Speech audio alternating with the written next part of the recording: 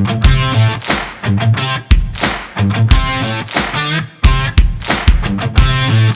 domaine du courtage est en constante évolution. Dans une ère technologique où le changement est presque assuré et inévitable, il faut plus que jamais rester à jour et s'adapter aux tendances innovatrices de notre domaine. Vous voulez apprendre des meilleurs courtiers hypothécaires et immobiliers du Québec? Vous voulez devenir un leader dans le courtage? Voici le podcast qu'il vous faut. Les courtiers du Québec avec Seroujane Kenishalingam. Je peux voir, tu es un courtier d'expérience, tu connais ta ville. C'est aussi important pour les nouveaux courtiers, de connaître ton quartier, connaître ta ville. Oui. Ça, c'est quelque chose que tu peux pas... Quand j'ai un courtier qui arrive de l'extérieur, dans mon patelin, puis je suis en compétition avec, Ouais. ben, moi je vais avoir le contrat, puis l'autre aussi. Je sais que c'est un courtier de l'extérieur, quoi que ce soit. Je dis à mes clients, écoutez, vous allez le rencontrer, là, mais c'est pas grave. Là, demandez-y, hey, je pense que tu fais une bonne job, tu as un beau marketing. Juste, c'est quoi le nom de l'école en face ici de la maison? Puis c'est sûr qu'il ne sait pas. Ouais, c'est S'il ne sait pas, là, le client va lui demander, vraiment fou un peu. Mais tu vas faire une tournée de visite de maison dans un quartier, le client il se rend plus vite à la maison que toi. Ça a l'air un peu nouveau. Fait que, tu sais, moi, je travaillais dans Outremont au début. Avant de commencer à Ville-Montréal, où on est très fort, pendant un an, j'ai fait toutes les caravanes de mardi, on allait voir des maisons nouvelles sur le marché. J'avais pas de clients, j'avais pas de demande pour ça. Pendant un an, je suis allé étudier le marché avant de commencer à mettre de la publicité puis à avoir des clients. Ça, on sait pas, tu vois. Non, mais ça a pris du temps. Le À Ville-Montréal, hardware j'ai connais mes prix. Quand je me rends, le client, il se rend pas là avant moi. Ce que je veux dire par là, c'est le hardware derrière que tu mets. Ça, on sait pas. Tu sais, toi, t'as fait tous les dimanches, aller en caravane pour regarder toutes les propriétés, étudier un peu le marché. Et puis, Les gens ils vont reconnaître ça, cette compétence-là. Puis les gens veulent faire quelqu'un qui est expert dans ce qu'ils veulent. Écoute, c'est la plus grosse décision qu'ils vont faire dans leur vie. c'est important. On va clencher avec les questions les questions plus rapides. Okay. En anglais ou en français? En français, bien okay. sûr. Ça me dérange pas. Pour un nouveau courtier, Ouais. comment? Quel est le meilleur conseil que tu peux lui donner? Le meilleur conseil que je peux donner à un nouveau courtier, c'est pensez pas qu'avec juste le cours que vous avez eu à l'OACQ, qui est déjà beaucoup mieux que ce qu'on avait quand on était plus jeune, que vous êtes prêt à vendre les actifs les plus importants de vos clients. Il y a bien des choses à apprendre, il y a des systèmes, il faut que vous connaissiez Matrix par cœur, l'inventaire, qu'est-ce qui se vend, connaissez vos chiffres, qu'est-ce qui se vend, c'est quoi la catégorie, combien il y a de maisons qui se vendent dans un quartier dans une année, est-ce que je suis capable de gagner ma vie, combien ça prend de maisons pour que je puisse faire tant d'argent au bout de l'année, c'est quoi mon objectif, c'est quoi mon prix moyen, c'est quoi ma commission moyenne. Un plan d'affaires. Un plan d'affaires intelligent, comme n'importe quel entrepreneur, si toi demain matin tu vas acheter un dépanneur, il va falloir que tu aies de l'argent pour acheter l'inventaire, donc ça prend aussi de l'argent en avant de toi, les jeunes y arrivent, puis ils n'ont pas une scène. C'est pas un job l'immobilier, c'est de partir une carrière, c'est se lancer en affaires. Mais même si tu vends de quoi là, dans le prochain mois, tu vas pas toucher ta commission avant 3-4 mois, le temps que ça soit notarié. Fait qu'il faut que tu sois capable, solide, d'avoir un peu d'argent en avant de toi avant de commencer. Puis ça, je pense que c'est une erreur. Donc, acquérir beaucoup plus de compétences que le cours obligatoire. Parce que le cours obligatoire va te montrer comment remplir le formulaire, Ouais. mais il ne saura pas nécessairement comment parler à un client. Il ne saura pas nécessairement te montrer l'expertise ou les connaissances, les écoles de quartier, l'administration d'un immeuble en copropriété. Toutes des choses qu'un courtier devrait savoir lorsqu'il accompagne quelqu'un. Et comment tu peux aller chercher tout ça? Ben, soit en joignant une équipe, je pense que c'est un bon moyen d'apprendre. L'entourage, Dans une équipe, là, comme chez nous, écoute, au nombre de transactions qu'on fait, un rookie qui rentre chez nous, là, t'imagines-tu le nombre de problèmes et de solutions qu'il voit en une semaine ici? Ça lui prendrait un an avant de voir ça. Fait que c'est de l'apprentissage en vitesse grand V. Mais c'est pas tous les courtiers immobiliers il y en a qui sont des très bons courtiers immobiliers, qui vendent beaucoup, qui sont des bons leaders ou des bons gestionnaires. Ça, c'est correct. Il faut reconnaître ça. Mais donc, il faut apprendre plus de compétences. Puis si vous êtes pour commencer, ben, prenez votre temps. Si vous brûlez les étapes, là, vous allez voir que c'est pas facile. Prenez le chemin difficile, puis votre vie va être facile. Exact. Et une chose à éviter. Une chose à éviter, écoute, une chose à éviter. Il y en a plein de choses à éviter, mais la plus importante, selon toi. C'est d'essayer de chercher la pilule magique. T'sais, les gens cherchent le gadget ou la machine qui va faire le travail à leur place. Il n'y a pas vraiment de... Le seul Facebook ad qui va fonctionner. Tu sais, le Facebook ad qui va fonctionner, il cherche pendant longtemps avec des essais erreurs. C'est comme... moi, ça me fascine. Tu sais quoi? Des fois, je vois des choses qui marchent bien. Fait, hey, c'est brillant, ça. Moi, je trouve ça le fun. Mais c'est pas parce que c'est nouveau que c'est meilleur. C'est pas parce que c'est nouveau que c'est meilleur. Des fois, c'est nouveau et c'est meilleur. Mais des fois, les jeunes ont tendance à dire c'est nouveau, fait que c'est meilleur. Mais pas tout le temps. Il y a des choses qui marchent bien, puis qui marchent bien pour une raison. Puis, il faut pas avoir peur de se réinventer. Mais une chose à éviter, pas brûler les étapes.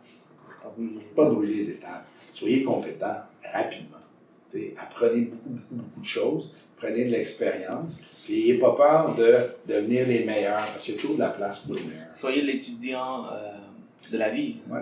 Ben, allez voir, il y a plein de coachs, des mentors qui sont disponibles maintenant, qui font du coaching, etc. Ou écoutez mon podcast. Effectivement, écoutez le podcast à Cérugian, vous allez voir. Vous allez voir. Moi, je les écoute moi-même. Voilà On apprend toujours des autres, hein? Voilà le secret pour le succès. Voilà. Le gars, il est numéro 1 et puis il écoute mon podcast. Ouais, un autre quote que j'aime beaucoup, c'est la journée où tu penses que t'es bon, tu seras jamais excellent. OK? Fait que moi, j'apprends toujours, puis j'ai plein de choses à apprendre, puis je fais encore des erreurs, puis j'apprends d'elles. Je les répète pas, par exemple. Okay. Excellent. J'imagine que tu roules confortablement avec les références, avec 30 ans d'expérience, les clients te réfèrent dans la business. Qu'est-ce que tu fais pour entretenir cette base de données?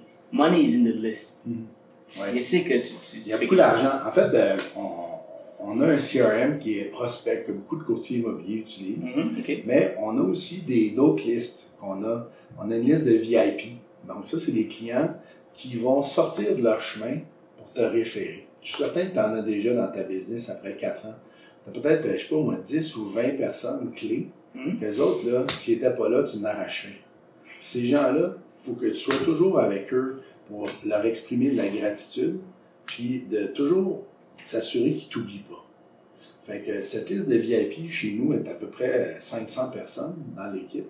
Puis, 3 à 4 fois par année, on va leur porter un cadeau en main propre à leur maison pour leur dire « Hey, merci beaucoup, on ne vous oublie pas, vous êtes un client important pour nous. » Des fois, c'est un objet promotionnel. Des fois, c'est la citrouille à l'Halloween. Des fois, c'est une bûche de Noël. C'est des choses qu'on garde le contact. Donc, les gens, on dit toujours « Always sell after the sale ».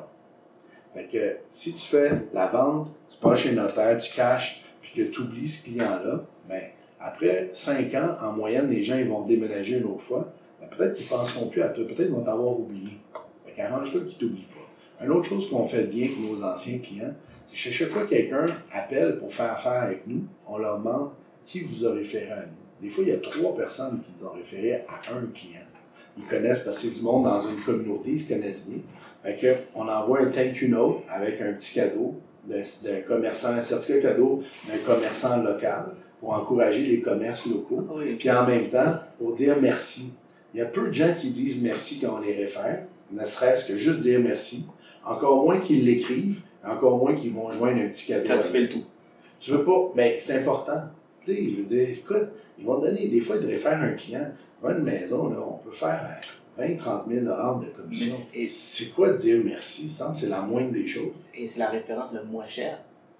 C'est toujours ton meilleur investissement, c'est tes anciens clients. Ouais, tu parlais de marketing tantôt, numérique, traditionnel. Le meilleur investissement, c'est tes patients. C'est moins cher quand tu penses, là. Un client qui vient de la presse, tu as investi des milliers de dollars.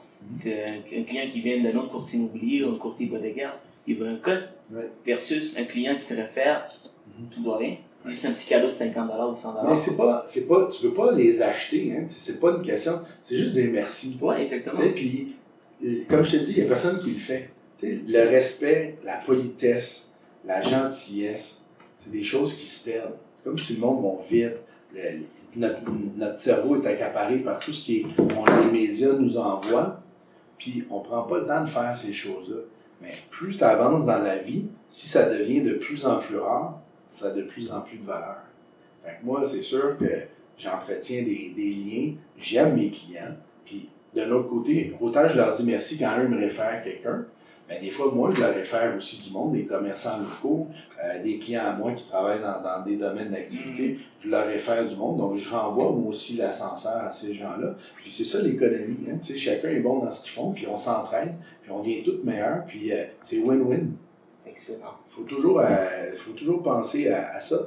Que c'est toujours plus cher d'aller chez un nouveau client que d'avoir des références de tes anciens. Puis souvent, en tant que nouveau courtier, on néglige un peu, il va attendre d'avoir 100 clients que j'ai déjà vendus ou achetés pour commencer à faire envoyer des cadeaux, de remercier les clients. Mais non, il faut que tu commences tout de suite. Il faut planter de graines tout de suite. T'as pas d'excuses. Un thank you note, ça coûte rien. Un thème, c'est une pièce, c'est pas la fin du monde. Mais tu mets un beau thème, t'écris à la main l'adresse, la première enveloppe que les gens vont lire dans leur courrier. Mais personne ne reçoit du courrier. Les jeunes de ton âge, écoute, si je ne l'ai pas eu par email, it doesn't exist. Ouais, non. Mais toi, t'en as une boîte aux lettres chez vous, si jamais il y a quelque chose dedans, puis que c'est écrit à la main, avec un thème là, de Leonard Cohen dessus, tu vas l'ouvrir. Ouais, je trouve ça spécial. Fait que dans le fond, ce qui était commun, puis qui marchait moins, à cause de tout ce qui est médias numériques, c'est redevenu rare, puis donc très populaire. Exact. Fait que des fois, nager à contre-courant aussi, ça peut être payant. Tu dis bien. Une des questions que j'avais aussi sur un courtier qui veut aller chercher son permis commercial. Il veut même aller chercher le courtier, le permis du courtage hypothécaire. Il veut faire un peu de tout pour ramasser un peu de gauche à droite une commission. Qu'est-ce que tu en penses de cette idée? Moi, je pense qu'il s'éparpille. Le focus, c'est là que c'est payant quand tu deviens.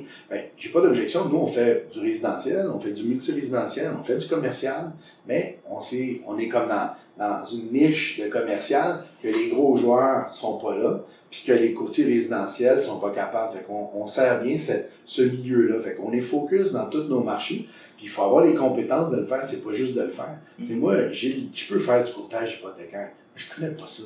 J'ai pas d'intérêt à faire ça. J'ai déjà je pourrais travailler 24 heures par jour à vendre des maisons. Pourquoi j'irais commencer à faire d'autres choses? Juste, l'argent, là, c'est important, mais il faut que tu aimes ce que tu fais aussi. Toi, ça colle bien, t'es étudiant en comptabilité, t'es bon en finance, c'est ça que tu vends. Tu vends un produit financier. Quand tu focuses dans une chose, tu donnes tout et t'es constant, si tu fais la bonne chose, tu avances, puis à un moment donné, tu vas avoir tellement de clients que... Mais tu le fasses de la bonne façon. Exact. Moi, je suis l'idée qu'un mentor, c'est super important. Avoir un mentor, ça m'a beaucoup aidé quand j'ai commencé. Quand j'étais un bébé courtier hypothécaire, le fait d'avoir du monde qui roulait, qui avait beaucoup de succès, mais ça m'a beaucoup aidé à comme raccourcir un peu.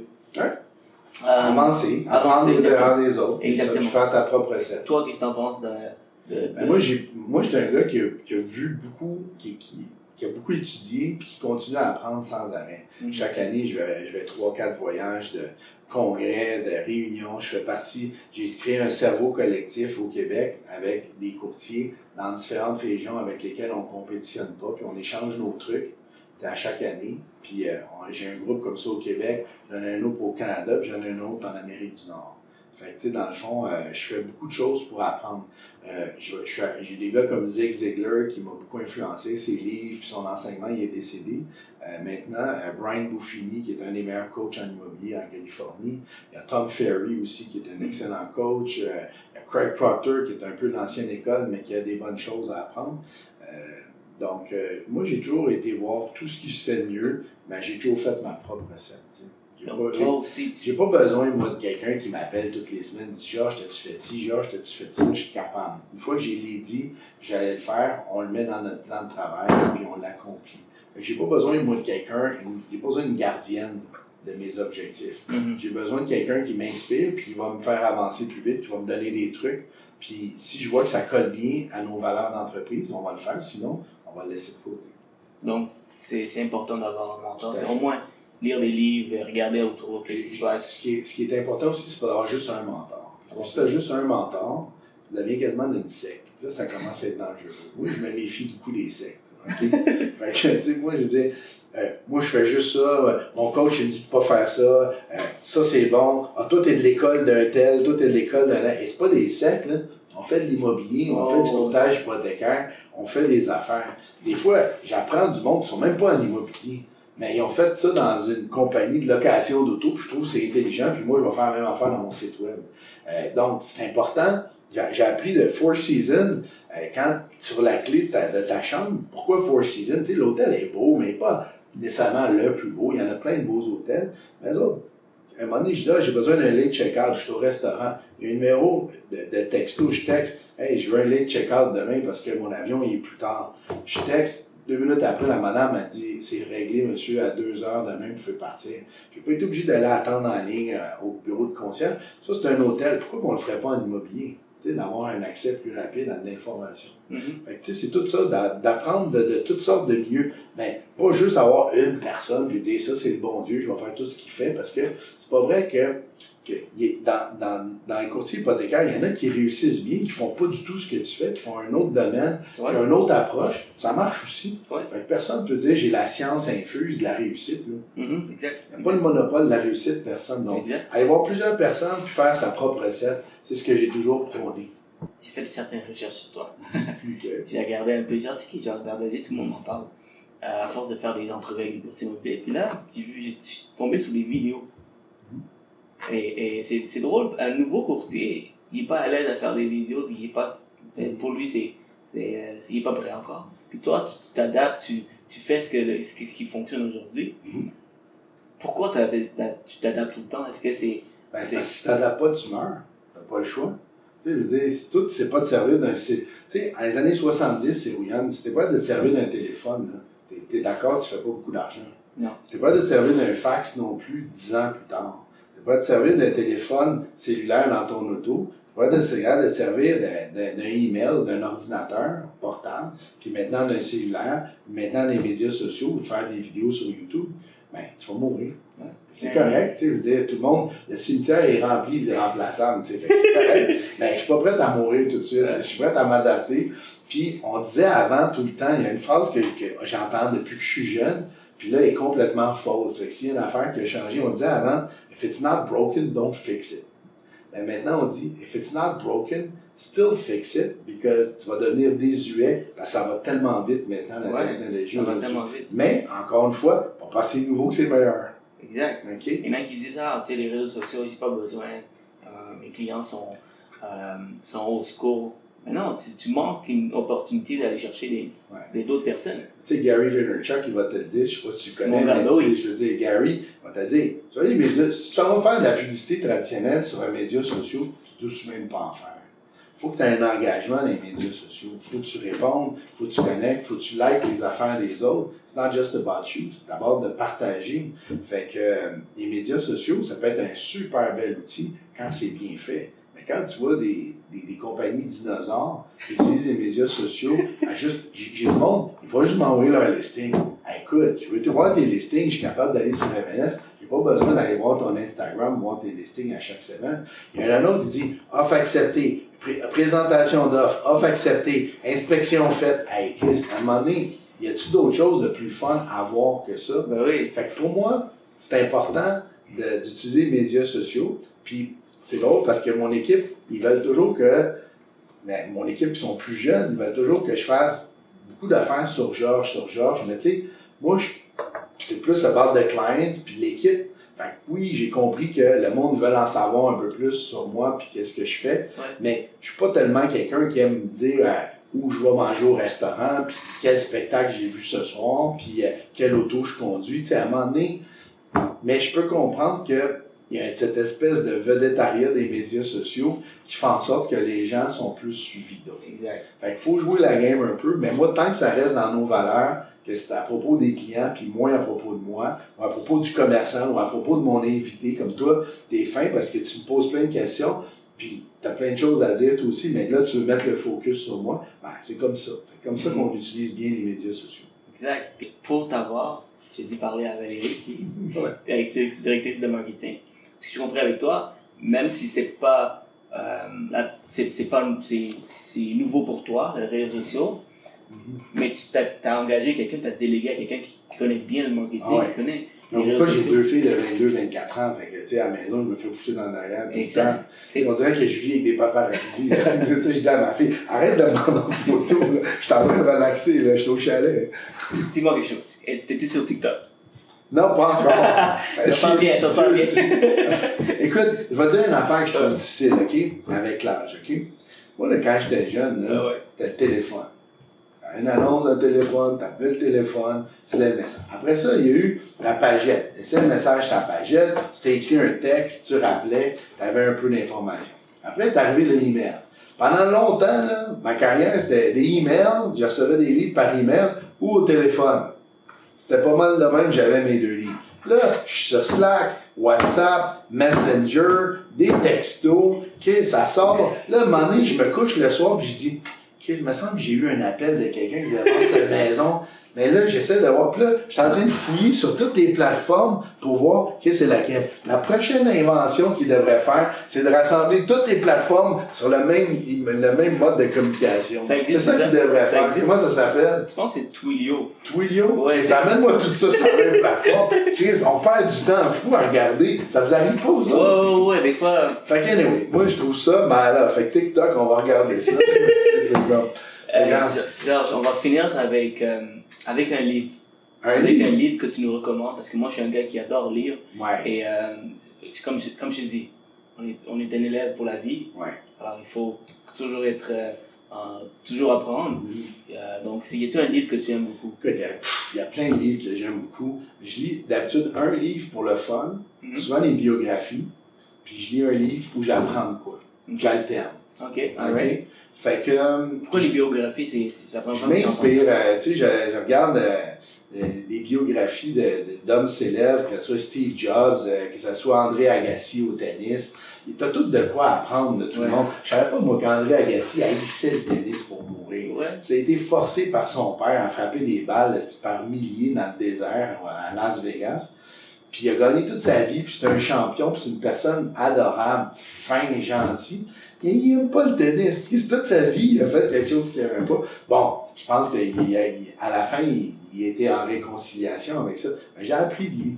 Tu sais, j'ai appris, tu peux appeler de Michelle Obama, qui est des biographies les plus vues, et podcasts aussi, qui est pas mal populaire. Mais j'ai lu beaucoup de livres qui m'ont influencé quand j'étais plus jeune. Forcément, toi, t'étais pas né, mais Think and Grow Rich, c'était un livre des années 40. Ah oui, je l'ai lu. Tu l'as lu de Napoleon Hill. Il y a Poor Dad, Rich Dad, Poor Dad, qui est un livre qui nous a influencé. Il y a le Wealthy Barber. Je veux dire, j'ai plein de livres que j'ai lus qui sont venus affecter de ma façon. Good is the enemy of great. C'est des classiques. Ouais. C'est des classiques, tu comprends-tu? Mais qui t'apprennent toujours quelque chose. Encore une fois, les livres, c'est comme les individus. J'highlight. Moi, quand je prends un livre ou je vais dans une conférence, tu vois un truc là, que je fais là, tout le temps. Si je vais dans une conférence ou n'importe quoi, depuis que je suis jeune, à la fin, ils donnent un cahier ou quoi. T'as déjà été dans des speeches, tout ça? Puis à la fin, là, j'écris choses à appliquer. Des choses things to implement. 1, 2, 3, là, jusqu'à 10. Des fois, je me rends même pas à 3. Parce que avec mon âge, il y a bien des choses que je sais déjà, puis c'est normal. À chaque fois, j'ai quelque chose. Là, je reviens, puis tout le reste, tu vas l'oublier. Parce que ce que tu as écrit, tu ne l'oublies pas, puis ce que tu mets comme objectif, tu le réalises. Mais l'argent, là, n'est pas dans les idées, elle est dans l'application des idées. La plupart des gens, ils lisent, ils écoutent quelqu'un, même notre vidéo qu'on a aujourd'hui, puis ça rentre, puis ça sort. Mais c'est écrit rien de choses que tu vas appliquer dans ta business de tous les jours qu'on a discuté aujourd'hui. C'était le fun, c'est entertaining, mais c'est pas payant. Ouais, c'est pour ça que je dis, je veux pas que vous appliquiez tout ce que Georges Bardaghi nous partage aujourd'hui. Juste 3 choses. 1, 2 ou 3. 3, c'est assez facile à retenir. Puis le but, c'est que on s'aide, on s'entraide pour grandir, pour réussir. Le courtage immobilier, le courtage hypothécaire.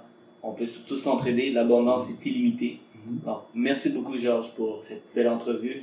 C'est Yann, ça m'a fait plaisir. Je te souhaite une longue carrière. Merci. Je te souhaite de bien réussir en faisant les bonnes choses, puis de continuer à inspirer plein de gens. T'es vraiment cool à... T'es vraiment chouette. Merci beaucoup. On va mettre nos masques. On va se prendre une photo, on va mettre nos masques.